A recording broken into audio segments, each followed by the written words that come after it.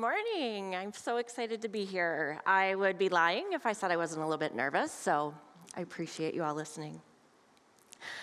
Community and connection has been a super important part of my life since I was a little girl. I'm an only child, so I tried to find any reason to be around other kids as I was growing up. I played sports, I did dance, I even took a pottery class. When I was in middle school and high school, that trend continued. I was in clubs, I helped plan activities, I continued with sports, and I also was class treasurer for 4 years. When I went to college, it was only natural that I was going to join a sorority because that sisterhood and that tribe was something that I craved.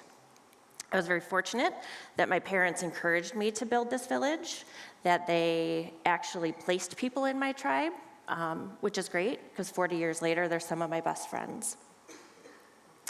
I didn't realize how much I was going to need these people when I was about 26 years old. I got married in September of 2002 and was super excited to start this new chapter of my life. I was going to build a family, we were going to start our own traditions, but the universe had different plans. About 2 months later, we were on vacation in Florida with friends, and I was diagnosed with leukemia. After being flown back home, I was taken to the University of Michigan Hospital, where I was about to spend the next 7 weeks of my life. Now, as true Spartans, my family literally bleeds green. This was a little bit hard for my mom to take, so she walked around the hospital wearing green and white and Michigan State garb the whole time I was there. Go white, Mom. And so when I was in the hospital, I was very fortunate that this tribe and this village that I had created was there to support me and my family. I had people driving in from Grand Rapids to visit me. I had family and friends flying in from all over the country just to give me their energy and love as I was doing this battle. Unfortunately, as I was going through the therapy, I had some complications. The worst of which was I contracted aspergillus, which is a fungus that you can only get in a hospital. And that combined with no immune system, it started to shut down the organs in my body. So the doctors decided I should take a nap, and so they put me in the ICU, hooked me up to some machines, and put me in a drug-induced coma. Several days while I was in that situation, they would pull my family in and tell them, we're not quite sure she's gonna make it through the night. They had never seen somebody walk out of a hospital battling aspergillus with absolutely no immune system in their body. Little did they know that while they were telling my parents this, and my husband at the time, I had this awakening in my soul, and I have no other way to describe it except that jolting awake when you start to hear your cat puke in the middle of the night. And it was myself saying, Kelly, you can't die. That would be failure. And so I woke up. And then a few weeks later, I got some strength, and I went home on Christmas Eve. And in January, I will be in remission for 17 years. Thank you. I've always said that I was saved by the combination of the power of prayer and modern medicine. And I truly believe that both of those things were critical to me waking up and deciding to be my own hero and save myself. So life got back to normal after I started to gain strength. My husband and I went on vacations. We had fun family dinners. We were trying to get our life back and on track. In 2006, we had our first daughter. In 2011, we had our second daughter. And somewhere in the middle, we moved from Howell to Brighton and bought our forever home, where we were going to stay and raise grandkids. From the outside looking in, it looked like we had a great life. We had beaten cancer, we had beautiful girls. What people didn't see when they were looking in is that there was a lot of increased stress. There was a lot of resentment that was growing. Trust was being lost. There was doors being slammed. There was glasses being broke. Small discussions could escalate into huge arguments and belittling speeches. All the while, I'm sitting there hoping and praying that my daughters are not hearing what's going on. Along that lines, as all this is going on, Facebook became popular for my generation.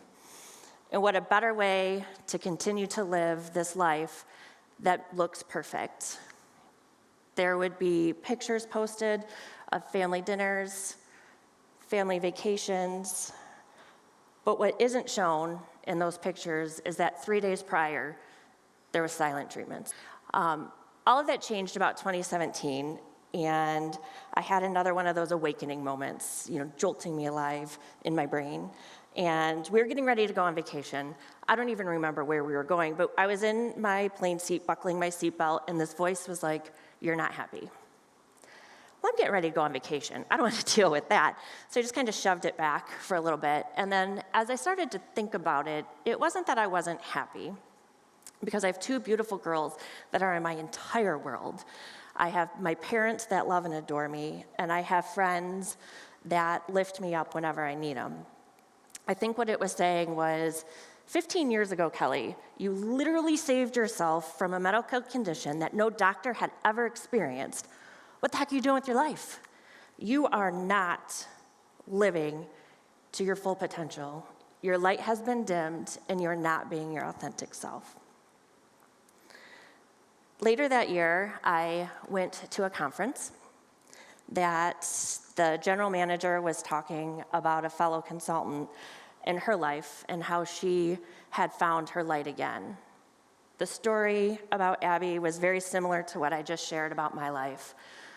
And so I was very touched while I was sitting in the audience. So I did what any normal person would do at that point, and I Facebook stalked her. And I got her number, and we talked on the phone for about an hour one day. And at the end of the conversation, she said to me, "Kelly, what would you do if one of your daughters came up to you and said, 'This is how I'm being treated'?" And I thought, wow, I would tell them that I love them very much, and that this is not love, and that they should probably think about making a change. And she said to me, "They're watching you, Kelly. You're showing them what love and marriage is all about." And just think about that. So a couple weeks later, I was talking to another friend. I had gotten some courage because I knew I needed my tribe back, and I needed to find a person that was going to listen to me with empathy and just hear me. And so I was talking to my friend Leslie, and she encouraged me to go and seek therapy. And I thought, that's probably a good idea, because I got all these crazy things going on in my head. And so I went, and I can tell you, I'm still going now, 2 years later, and I'm not crazy, so that's good. The last thing is that I found yoga. There was a new studio that had opened up in town. They were offering free classes for the first week. I'd really never done yoga in my life, but I happened to walk into the hardest class, the hottest class, and the longest class. And this is not your typical yoga class. You're doing burpees, you're doing mountain climbers, you're flowing. You're also sitting in child's pose for 20 minutes when you don't know what the heck you're doing. And so I sat there, I cried, I laughed, I left inspired, and I left motivated. And I knew that I had found more people to be part of my tribe. I encourage you, if you haven't tried yoga, to try it, because you will not believe what you experience in that class and how it translates out. It literally was one of the things that helped save myself again. As you're standing in an airplane pose, which I'm not going to do now because I have heels, and you're telling yourself, trust yourself, you're stronger than you think, that easily translates into your real life as you're battling just to stay sane. So what I want to ask you to do is that if you are battling something inside that you're afraid to talk to somebody, whether it's a spouse, a friend, a sibling, a teacher, please just find one person in your tribe that you can trust. Because as a society, we are wired to be part of a community. It's just what we're supposed to do. Unfortunately, recently, it seems to be that we're also being programmed of how to feel, what to say, what to think.